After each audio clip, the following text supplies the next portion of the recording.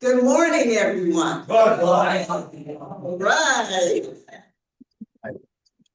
This morning, I'm going to talk about spiritualism and science. For we know that spiritualism is a philosophy, a religion, and a science. And right away, at the very beginning, I'm going to state my disclaimer. And you guys might be a little surprised. Not really. I am not a scientist. But I do enjoy researching. And this research led me into the scientific field. And this is a natural segue because science harmonizes with the principles and the phenomena of spiritualism. And as I said, spiritualism is a science, a philosophy, and a religion. And as a philosophy and a religion, from the platform, we share truths that there is no death, that there is a transition, and that we maintain communication with those after our transition called death. And as a science from the platform, we are not conducting experiments or testing mediums or forming hypotheses. Our science aspect is active more so in the field. And part of that science aspect, we demonstrate and teach spirit communication through our classes, through our seminars, through workshops, and we validate the continuity of life. In our history, spiritualism as a science, many experiments and tests of mediums were carried out. Early pioneers like Sir William Crookes and Sir Oliver Lodge were analytical scientists who originally set out to discredit spirit communication. But instead, the data convinced them of the absolute truth that life continues after physical death. So we welcome scientific investigation of our phenomena and of our philosophy. That is also part of the harmony between spiritualism and science. And as spiritualists, we believe in the seen and in the unseen. We prove the continuity of life by demonstrating spirit communication with the so-called dead.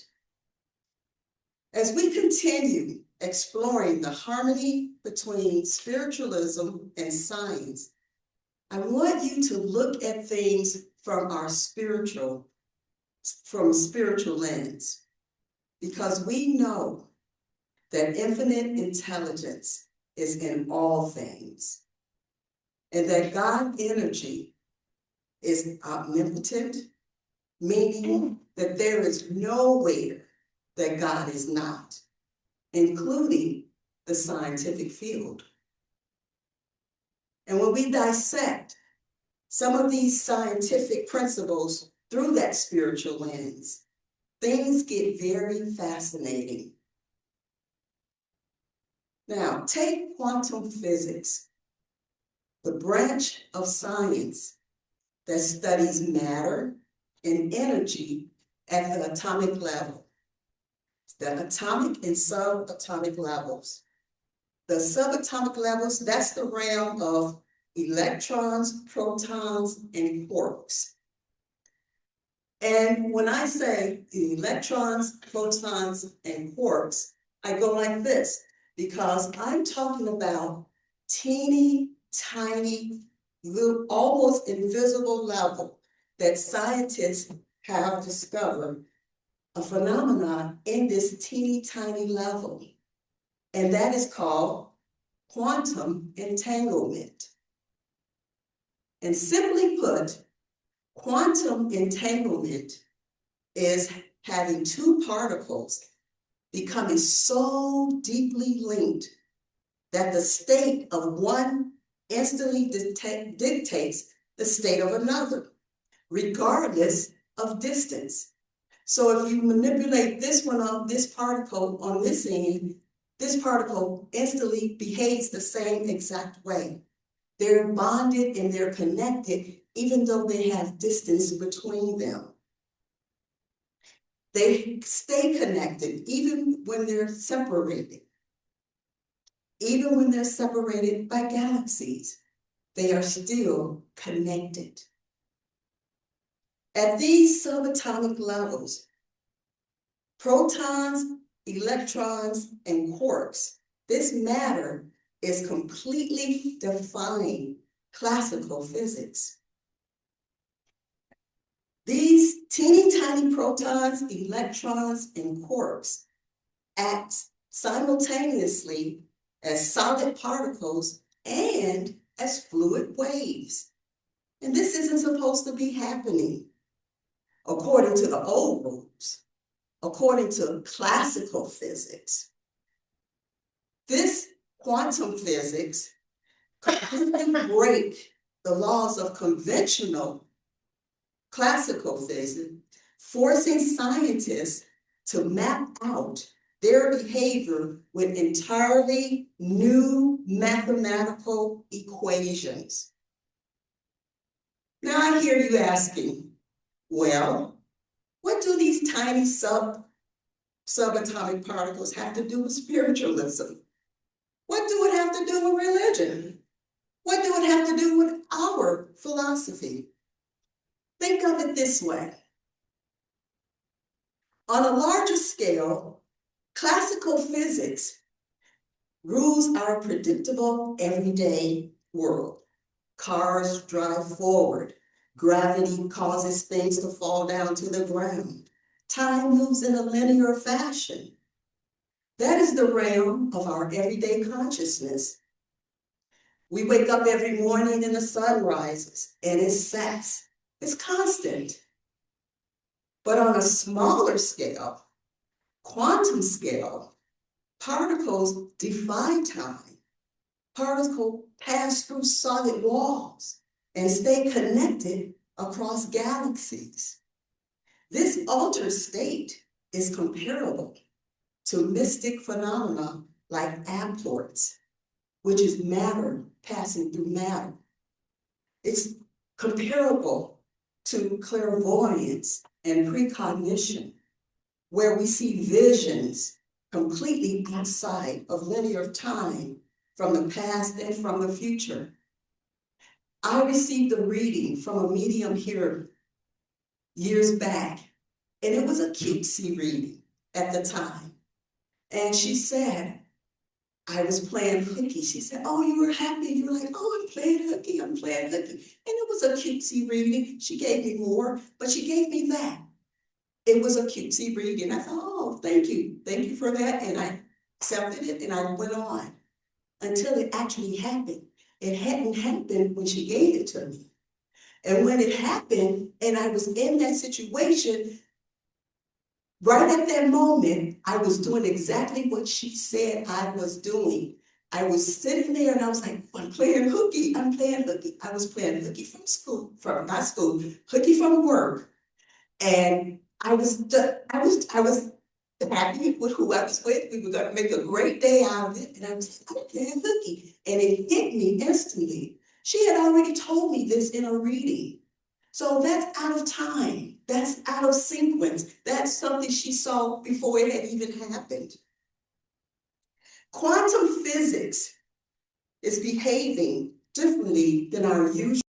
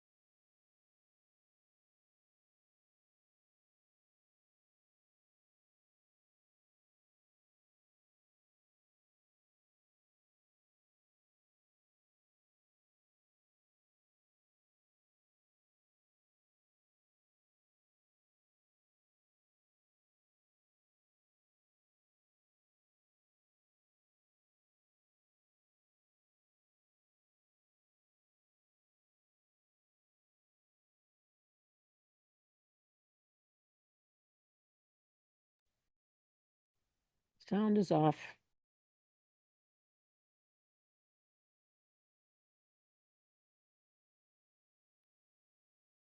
Sound is off. Yes, sound is off. I agree. Thank you.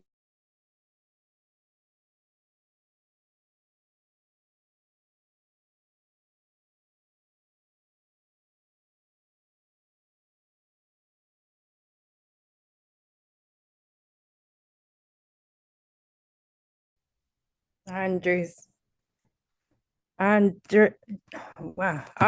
mic is muted.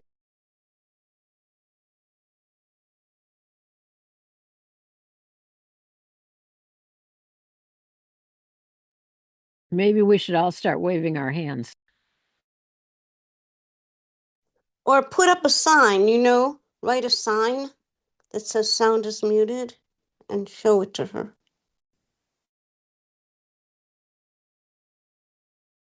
Or just write something.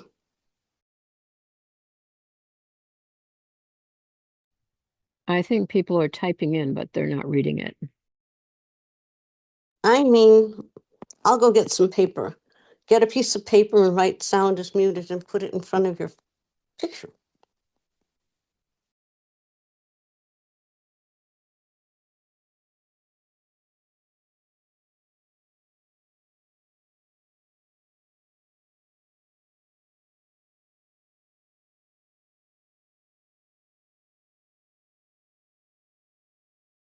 I guess this is why we go to in person. Can you hear me now? Okay. Yes, we can.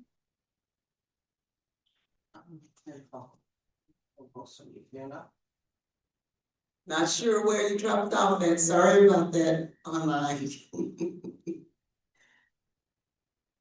All right, so I'm going to pick up with the quotes. We have three scientists, three history scientists, or not history, three scientists from history. And these scientists all won Nobel Prizes in physics. The first one is Erwin Schrödinger, and he won the Nobel Prize in 1933. Schrödinger believed that consciousness was the fundamental fabric of reality. He stated, "The plurality that we perceive is only an appearance. In truth, there is only one mind." Werner Heisenberg won the Nobel Prize in 1932. Heisenberg often spoke about how science eventually leads back to the divine. Heisenberg said, "The first gulp from the glass of natural sciences will turn you into an atheist. But at the bottom of the glass, God is waiting for you." Max Planck. Max Planck is the originator of quantum theory. Max Planck won the Nobel Prize in Physics in 1918. And Planck states, "We must assume behind this force the existence of a conscious and intelligent mind. The mind is the matrix of all matter." Expanding our minds to grasp higher spiritual consciousness often requires us to level up. Sometimes that shift comes through studying the complexities of science, and other times it hits us instantly through profound personal experiences. My younger brother made his transition 2 years ago to the spirit realm. And right after his transition, he began visiting me constantly. And I even joked with him that I was seeing him now more so than when he was on his earth plane. So then I started asking him more pointed questions. I was asking him, "Do you see our mom? Do you hang out with her like we hang out here on this earth plane? How does that work?" And he said, there's different levels. He said, or hierarchies. And then he said, not hierarchies like we have here. He said, not higher or lower, just different. Then he said, it's hard to explain. Well, I understood what that meant. How our three-dimensional words fall flat when we're trying to describe spiritual states. This is the same barrier that scientists experience too. When they look at protons, electrons, and quarks, they are watching particles defy time, pass through solid walls, and stay connected across galaxies. And because our 3D words fail them too, scientists are forced to resort to advanced mathematical equations to describe this phenomenon. This is another part of the harmony between spiritualism and science. Science is the systematic study of the universe, and God is expressed throughout all of it. Spiritualism studies, analyzes, and expresses infinite intelligence, God, the God energy within and without. We as spiritualists appreciate science, for it allows us to take a closer look at God's divine energy that connects us all. Bless you. Bless you.